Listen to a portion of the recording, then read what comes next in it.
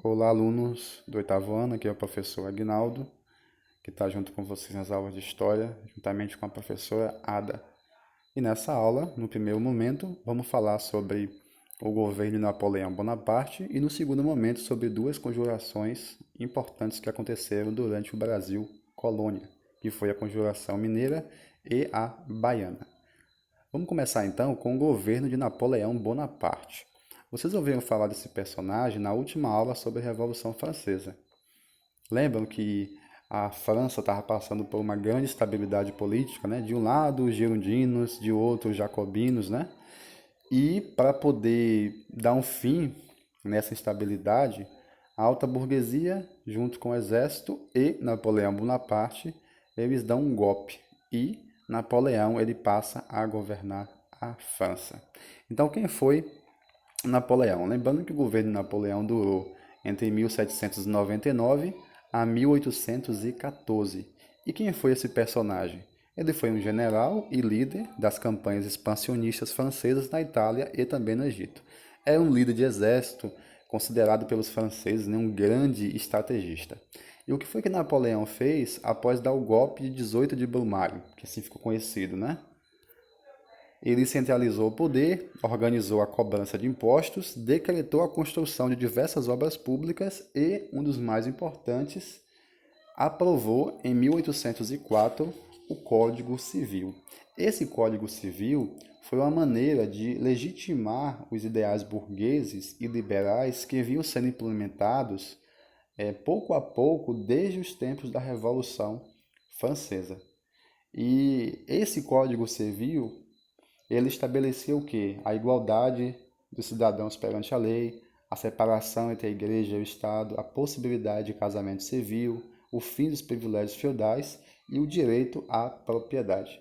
Então foi um código muito importante. No entanto, esse código não reconhecia a igualdade social entre homens e mulheres, atribuindo, por exemplo, às mulheres papéis inferiores no âmbito familiar.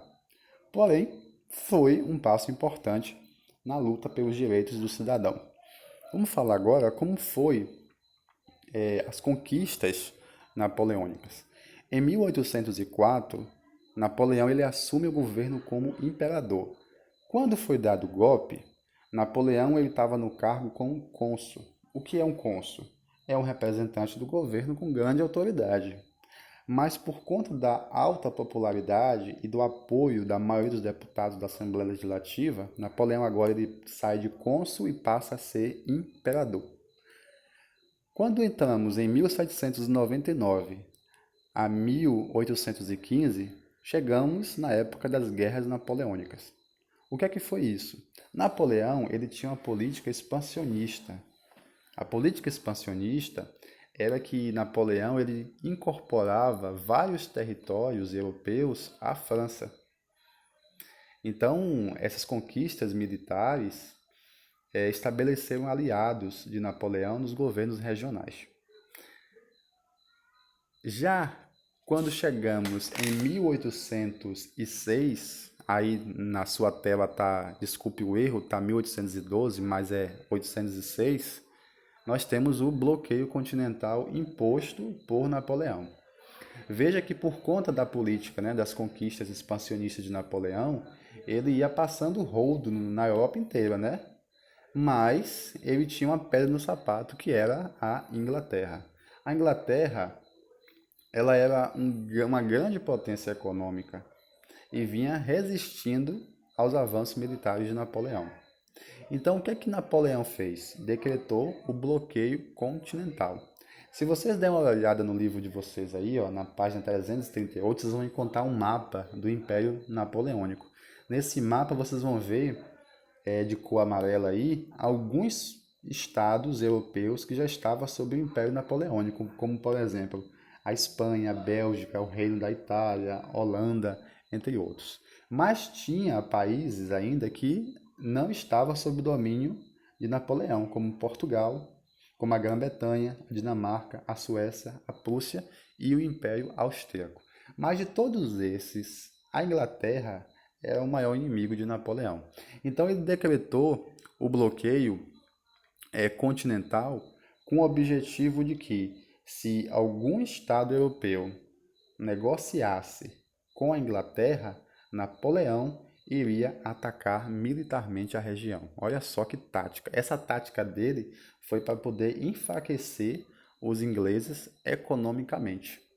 Interessante que Portugal, ele era muito dependente da Inglaterra e não fez a vontade de Napoleão.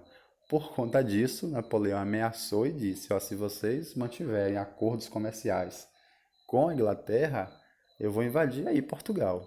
E isso aconteceu mesmo, né? Não é à toa que lá na frente vocês vão estudar que a corte portuguesa, né, acabou fugindo para o Brasil por conta do avanço militar de Napoleão e por causa dessa aliança que Portugal tinha com a Inglaterra. É interessante também que nem todos os países, né, estavam dependentes de Napoleão. E foi aí que começou o fim do Império. Por exemplo, como é que aconteceu isso? A invasão da Rússia. A Rússia, ela não aderiu ao bloqueio continental. Aí, em represália, Napoleão foi lá para ocupar o território russo. No ano de 1812, Napoleão investiu nessa campanha militar. Botou lá 600 mil pessoas para entrar no território russo, porém encontrou muitas dificuldades. As dificuldades foram tantas que acabaram enfraquecendo o exército de Napoleão. E o que aconteceu? Napoleão enfraquecido por conta da campanha, né, contra a Rússia, e aí a Inglaterra aproveitou com outros países para poder invadir a França, e aí quando deu no ano de 1814, a capital Paris foi invadida. Napoleão não teve outra escapatória, ele teve que abdicar o governo e viveu em exílio na ilha de Elba. Então, a partir desse momento, com a invasão da França, após, né, a investida militar contra a Rússia, chegou o fim do Império Francês, né, de Napoleão. Bom, esse foi o resumo do governo de Napoleão. Vocês vão aí na página, no livro de história, página 340, 341 e 345, e vocês devem fazer a atividade que está aí no livro, ok? Não esqueçam de fazer, que é importante para vocês assimilarem os conhecimentos. E agora a gente vai passar para o segundo momento da aula, que foi as rebeliões na América Portuguesa. E quando a gente fala em rebelião nessa época, tem dois acontecimentos importantes. O primeiro foi a Conjuração Mineira. Muitos aqui conhecem como Inconfidência Mineira. Depois eu vou explicar o que significa essa palavra Inconfidência e por que ela tem a ver, né, com esse contexto. Bom, a Inconfidência Mineira aconteceu no período do século XVIII. E qual era a situação econômica, né, lá em Minas Gerais, que foi o centro, né, da Conjuração Mineira? Nessa época, estava tendo a atividade mineradora, o ouro, né, era extraído pelos escravizados, principalmente nas margens dos rios, e encaminhado aos donos das minas. E com a extração do ouro, a possibilidade de enriquecimento com a atividade, né, mudava a região, mudava até os centros urbanos, apareciam cidades, né? E com isso a circulação de pessoas e mercadorias cresceu naquela época. De olho nesse crescimento por conta da mineração, Portugal ele passou a ampliar o seu controle na atividade mineradora. O que foi que Portugal fez? Criou altos impostos e uma estrutura para poder fiscalizar aquela região. Acontece que a sociedade mineira não estava satisfeita com esse controle, né, em cima da mineração deles lá. E o que é que aconteceu a partir daí? Por conta de ideais iluministas, né, na elite mineira, lembra que o iluminismo ele vai contra, né, monarquias, o poder absoluto, ele parte também para atividade econômica liberal, né? Então a elite mineira, influenciada pelos iluministas, eles querem ter maior autonomia e liberdade diante do domínio português. Mas o governo português não estava afim de dar essa liberdade. Quando chegou em meados do século XVIII, o ouro começou a esgotar. Isso gerou grandes preocupações para a coroa portuguesa, que ameaçou aplicar a derrama. A derrama até então nunca tinha sido aplicada. Mas o que era essa derrama? Era uma cobrança forçada que se fazia às pessoas que tinham dívidas com Portugal. Era capaz até dos portugueses entrar na casa das pessoas para poder cobrar essas dívidas. E por conta da crise do ouro, as pessoas lá estavam preocupadas, né? Começou a ter muitos conflitos entre a população e as autoridades locais portuguesas. Então, quando chegamos em 1789, entra em cena um movimento de contestação que ficou conhecido como Inconfidência Mineira. E o que é que esse movimento ele reivindicava? Olha só, temos 5 principais aí. O cancelamento da derrama, que era aquela cobrança forçada de impostos, e o perdão de dívidas com a coroa. Você vê aí que Portugal, é impossível aceitar isso, né? A ampliação da autonomia política de Minas Gerais. Pior, a criação de uma universidade na região mineira, mais ou menos. A instalação e funcionamento de manufaturas, né, que é o trabalho manual. Tudo bem. Mas a última aí, um governo republicano na região. Veja novamente a influência do iluminismo. Lá na França, sai do Estado absolutista e passa à República, né? Então, os mineiros aqui, lá de Minas Gerais, eles também querem que a região de Minas seja uma república. Veja que em nenhum momento aqui está falando que os mineiros queriam que o Brasil virasse uma república. Nessa época, eles não tinham essa ideia ainda de um Brasil independente. Eles estavam mais preocupados com a independência de Portugal para virar uma república. Então, esse movimento acabou chamando a atenção do governo. E como foi o fim da Conjuração Mineira? O levante ia acontecer justamente no dia da derrama. Mas acontece que o governo ele foi informado do movimento.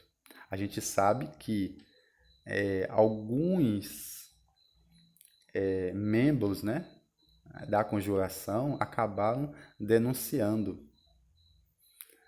para o governo o que estava acontecendo ali debaixo do pano. A denúncia mais importante foi realizada por Joaquim Silvério dos Reis, né? Ele foi um dos que entregou os membros da Conjuração Mineira. O que aconteceu? Os revoltosos foram presos antes de iniciar a manifestação.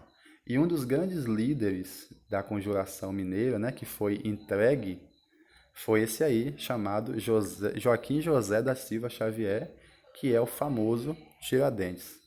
Ele teve uma morte muito trágica. Ele acabou sendo enforcado no dia 21 de abril de 1792, lá no Rio de Janeiro, e ele foi esquartejado, várias partes de seu corpo foram espalhadas pelas estradas, né, que ligavam o Rio de Janeiro a Minas Gerais.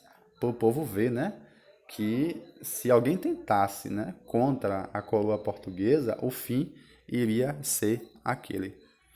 Então, infelizmente, foi um fim trágico para os inconfidentes, lembrando que a palavra inconfidência quer dizer quebra de sigilo, vazamento de informação sigilosa. Foi o que aconteceu, né? Que Joaquim Silvério, ele acabou entregando os outros. E lembrando que o dia 21 de abril, né, que passou outro dia aqui, é feriado nacional. Por muito tempo, a figura de Tiradentes ela foi esquecida durante a história. Porém, quando instalou-se a República no Brasil, Tiradentes agora passa a ter uma imagem de herói nacional. Vamos passar agora, saindo de Minas Gerais, vamos para a Conjuração Baiana, que aconteceu em Salvador. Bom, durante esse mesmo período, né, enquanto acontecia lá o governo de Napoleão, né, e a Revolução, antes aconteceu a Inconfidência Mineira, e nesse mesmo período também estava acontecendo um levante na Bahia chamado de Conjuração Baiana. Bom, vamos lembrar que a capital do Brasil era Salvador, o centro era ali. a primeira capital do Brasil. Mas depois que, por conta do bloqueio continental, quando a família, a coroa portuguesa vem para o Brasil, ela se instala primeiro em Salvador. Mas depois de um tempo, a capital passa a ser Rio de Janeiro. Então Salvador começa a ser escanteada. A cidade passou a receber menos investimentos, começou a ter enfraquecimento da economia e os preços dos produtos básicos acabou aumentando. Por conta desse contexto aí, começou uma grande insatisfação popular. E também você junta esses motivos aí aos ideais iluministas. A elite baiana, né, os mais ricos da cidade, passaram a defender a maior liberdade e autonomia em Salvador. Então, diversos setores da sociedade começaram a se mobilizar numa conjuração contra a autoridade portuguesa. E aí ficou conhecida como Conjuração Baiana. Não é só Conjuração Baiana, não. Tem outro nome que é chamado de Revolta dos Alfaiates. Revolta dos Alfaiates porque muitos membros da rebelião tinham essa profissão de ser alfaiate. Bom, o desfecho dessa conjuração se deu em 1798, que foi, quase aconteceu, né, a mobilização da conjuração. E qual eram as reivindicações da revolta dos alfaiates, né, ou da conjuração mineira? Era o fim da escravidão, proclamação da República Baiense. Olha, novamente você vê a similaridade com o que aconteceu na França, o que os inconfidentes da Conjuração Mineira também queriam, e agora você tem essa proposta na Bahia, que é a República. Também a diminuição dos preços dos produtos e autonomia comercial. Veja que novamente nós temos algumas similaridades aí com os ideais iluministas. Bom, o que aconteceu? O desfecho da Conjuração Baiana, no dia 12 de agosto, enquanto eles estavam se organizando, em torno de 676 pessoas, né, que eram partidárias do movimento, estavam lá se organizando, o governo acabou descobrindo. Os revoltosos foram presos e outros condenados à morte. Entre os revoltosos, né, que foram condenados à morte, você tem na história, né, registrada Luiz Dantas, João de Deus, Luiz Gonzaga, Manuel Faustino, que foram os líderes da Conjuração Baiana. Se você for lá na Praça da Piedade, na cidade de Salvador, você vai encontrar algumas estátuas em homenagem a esses líderes. É bem interessante fazer uma visita lá e ver, né, símbolos desse momento histórico que aconteceu na Bahia. Então, vocês notaram aí que tanto a Conjuração Baiana quanto a Conjuração Mineira, elas têm similaridades, né? Ambas queriam autonomia contra a coroa portuguesa, queriam transformar os seus territórios em república, né? E, infelizmente, a coroa portuguesa reprimiu, né, essas duas conjurações. Para mais informações, vocês devem analisar o livro aí, dar uma lida no livro e fazer atividade no livro de História, página 352 a 353. Lembre que tem aquela atividade sobre o governo Napoleão e vocês fazem essa agora sobre a Conjuração Mineira e também a Conjuração Baiana. Por enquanto é só. Obrigado pela atenção de vocês, bons estudos e até a próxima.